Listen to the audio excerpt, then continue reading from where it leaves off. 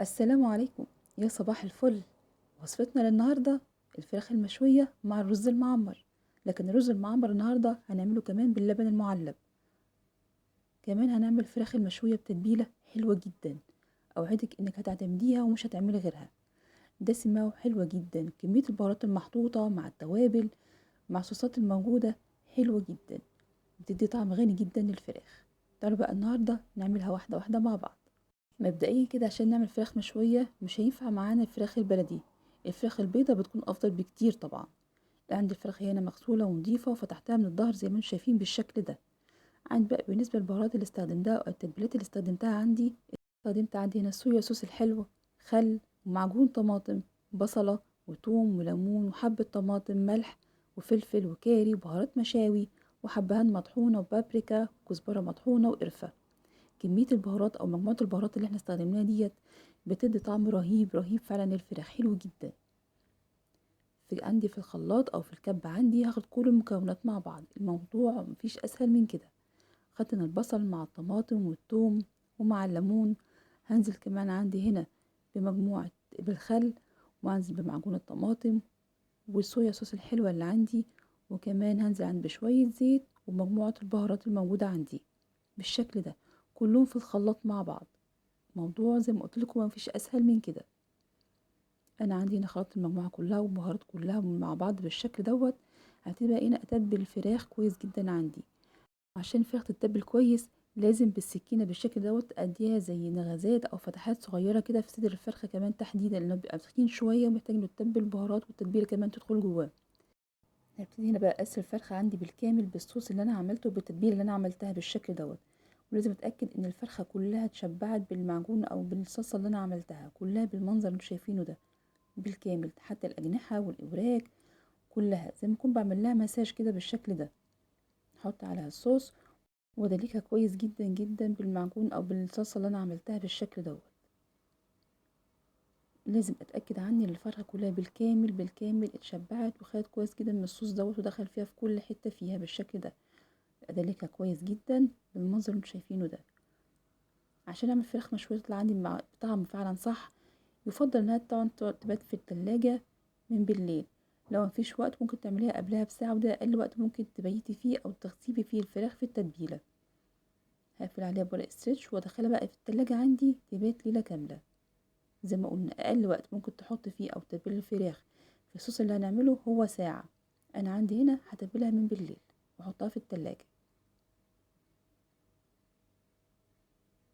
هبتدي بقى عندي هنا اشتغل بقى في الرز المعمر. الرز المعمر انا عندي هنا لبن المعلب وهستخدم فيه لبن المعلب. هستخدم كمان عندي القشطه، معلقتين كبار من الزبادي، وعندي هنا كوبايتين من الرز. هنا عندي زبده على سمنه بلدي، وكمان عندي سكر وملح. هي دي بالنسبه لي مكونات الرز المعمر عندي، برضو ولا اسهل من كده. عندي هنا الرز بتاعي الرز المصري العادي بتاعنا. بعد كده هبتدي انزل عليه بالملح او مقدار الملح اللي انا بستخدمه في الرز بتاعي. هنزل عندي هنا معلقه كبيره مليانه من السكر، هتعادل عندي الطعم وتديكي طعم ولا اروع فعلا للمعمر. عندي كمان عشان ادي المعمر عندي او الرز عندي دسامه وتقل كده بقى حلو عندي، احط عليه معلقتين كبار من الزبادي. وعندي كمان هنا الزبده مع السمنه البلدي هنزل بيهم على الرز.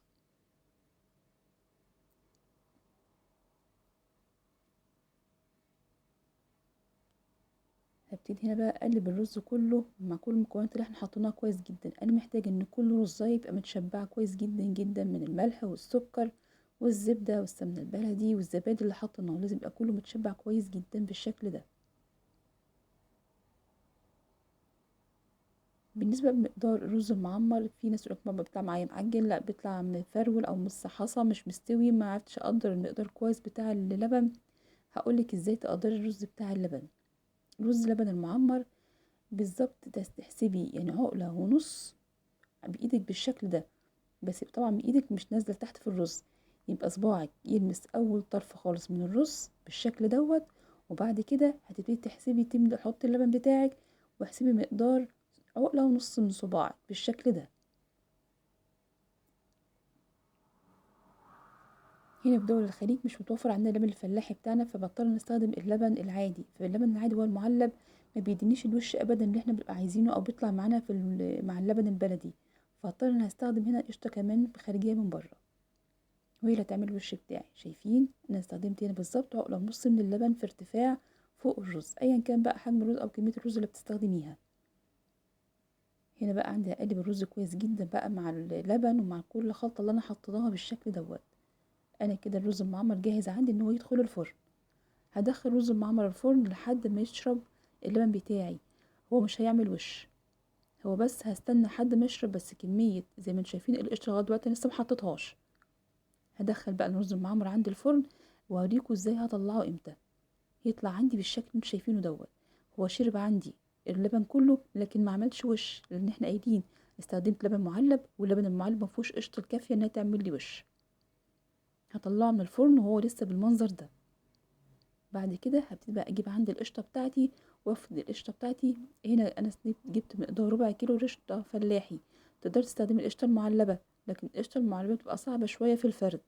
فانا طبعا يعني بفضل انك تستخدمي القشطه الفلاحي العاديه اللي هي بتيجي بالكيلو.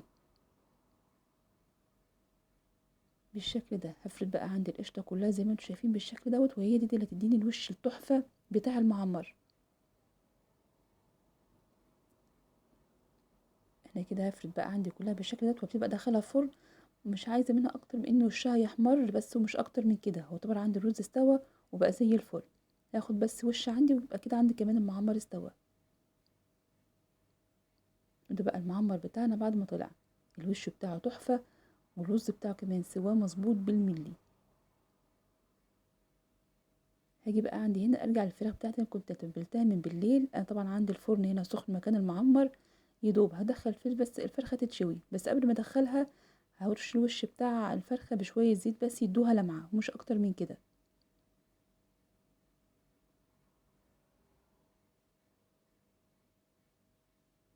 بالشكل دوت، وبتبقى ادخلها الفرن عندي لحد ما الفرخه عندي تتشوي وتستوي.